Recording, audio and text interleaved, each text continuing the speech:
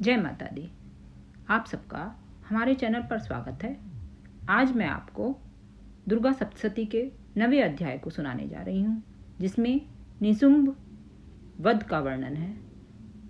राजा ने कहा, हे ऋषिराज, आपने रक्तबीज के वध से संबंध रखने वाला वृत्तांत मुझे सुनाया।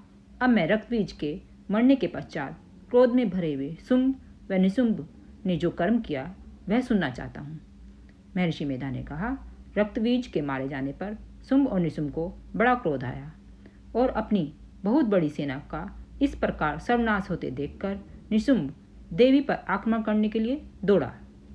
उसके साथ बहुत से बड़े बड़े असुर देवी को मारने के वास्ते दौड़े और महापराक्रमी शुंभ अपनी सेना सहित चंडिका को मारने के लिए बढ़ा।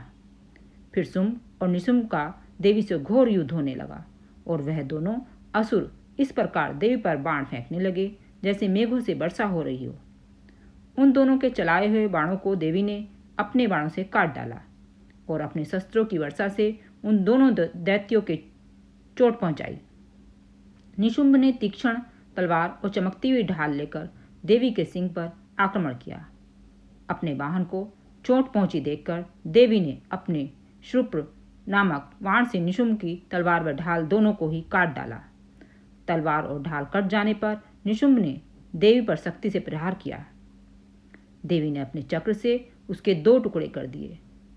फिर क्या था, दैत्य मारे क्रोध से जल भुन गया और उसने देवी को मारने के लिए उसकी ओर शूल फेंका, किंतु देवी ने अपने मुक्के से उसको चूर चूर कर डाला। फिर उसने देवी पर गदा से प्रहार किया। देवी ने त्रिशूल से गदा को भस्म कर डाला।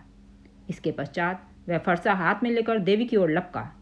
देवी ने अपने तीक्ष्ण बाणों से उसे धरती पर सुला दिया। अपने पराक्रमी भाई निशुंभ के इस प्रकार से मरने पर शुंभ क्रोध में भरकर देवी को मारने के लिए दौड़ा। वह रथ में बैठा हुआ उत्तम आयुधों से सुशोभित अपनी 8 बड़ी बड़ी भुजाओं से सारे आकाश को ढके हुए था।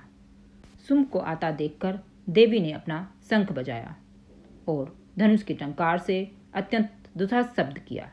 साथ ही अपने घंटे के शब्द से, जो कि संपूर्ण दैत्य सेना के तेज को नष्ट करने वाला था, संपूर्ण दिशाओं में व्याप्त कर दिया। इसके पश्चात देवी के सिंह ने भी अपनी दहाड़ से, जिसे सुन बड़े बड़े बलवानों का मत चूर हो जाता था, आकाश, पृथ्वी और 10 दिशाओं को पूरित कर दिया। फिर आकाश में उछलकर काली ने अपने दांतों तथा हाथों को पृथ्वी पर पटका। उसके ऐसा करने से ऐसा शब्द हुआ जिससे कि उससे पहले के सारे शब्द शांत हो गए। इसके पश्चात शिवदूती ने असुरों के लिए भय उत्पन्न करने वाला अट्टहास किया, जिसे सुनकर दैत्य थर्रा उठे और शुंभ को बड़ा क्रोध हुआ। फिर अंबिका ने उसे कहा, अरे दुष्ट, खड़ा रह, खड़ा रह। कहाँ तो आकाश से सभी देवता जय जय बोल उठे। शुंभ ने वहां आकर ज्वालाओं से युक्त एक अत्यंत भयंकर शक्ति छोड़ी, जिसे आता देखकर देवी ने अपने महोल्का नामक शक्ति से काट डाला। हे राजन, फिर शुंभ के सिंहनाद से तीनों लोग व्याप्त हो गए और उसकी प्रतिध्वनि से ऐसा घोर शब्द हुआ जिसने इससे पहले की सब शब्दों को जीत लिया। शुंभ के छोड़े हुए बाणों को देवी ने और देवी के छोड़े हुए बाणों को शुंभ ने अपने बाणों से काट सैकड़ों और हजारों टुकड़ों में परिवर्तित कर दिया। इसके पश्चात जब चंडिका ने क्रोध में भरकर शुंभ को त्रिशूल से मारा तो वह मूर्छित होकर पृथ्वी पर गिर पड़ा। जब उसकी मूर्छा दूर हुई तो वह धनुष लेकर आया और अपने बाणों से उसने देवी, काली तथा सिंह को घायल कर दिया। फिर उस राक्षस ने 10,000 भुजाएं धारण करके चक्रादि आयुधों से देवी को आच्छादित कर दिया।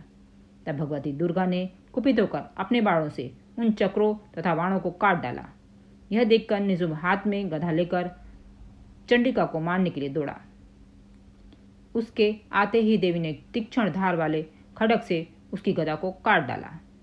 उसने फिर त्रिशूल हाथ में ले लिया। देवताओं को दुखी करने वाले निशुंभ त्रिशूल हाथ में लिए हुए आता देखकर चंडिका ने अपने शूल से उसकी छाती पर प्रहार किया और उसकी छाती को चीर डाला। शूल विदीर्ण हो जाने पर उसकी छाती में से एक उस जैसा ही महापराक्रमी दैत्य ठहर जा बोलता हुआ निकला। उसको देखकर देवी ने बड़े जोर से ठहाका लगाया। अभी वह निकलने भी न पाया था कि उसका सिर अपनी तलवार से काट डाला। सिर के कट जाने के साथ ही वह पृथ्वी पर गिर पड़ा। तदंतर सिंह दहाड़ दहाड़ कर असुरों का भक्षण करने लगा और काली शिवदूती भी राक्षसों का रक्त पीने लगी। कुमारी की शक्ति से कितने ही महादैत्य नष्ट हो गए। ब्रह्मा जी के कमंडल के जल से कितने ही असुर समाप्त हो गए। कई दैत्य माहेश्वरी के त्रिशूल से विदीर्ण होकर पृथ्वी पर गिर पड़े और बाराही के प्रहारों से छिन्न भिन्न होकर धराशायी हो गए। वैष्णव ने भी अपने चक्र से बड़े बड़े महापराक्रमियों को कचुम्बर निकालकर उन्हें यमलोक भेज दिया और ऐन्द्री से कितने ही महाबली राक्षस टुकड़े टुकड़े हो गए। कई दैत्य मारे गए, कई भाग गए, कितनों को काली शिवदूती ने और सिंह ने भक्षण कर लिया। ये था दुर्गा सप्तशती का 9वां अध्याय, जिसमें माँ दुर्गा ने शुंभ को मारकर सब देवताओं की रक्षा की। इस प्रकार माँ दुर्गा ने शुंभ जैसे महादैत्य का संहार कर धर्म और न्याय की स्थापना की। यह कथा हमें सिखाती है कि माँ दुर्गा की समस्त शक्तियाँ ही महाशक्तियाँ हैं और अहंकार का अंत निश्चित है। जय माता दी, जय माता दी, जय माता दी।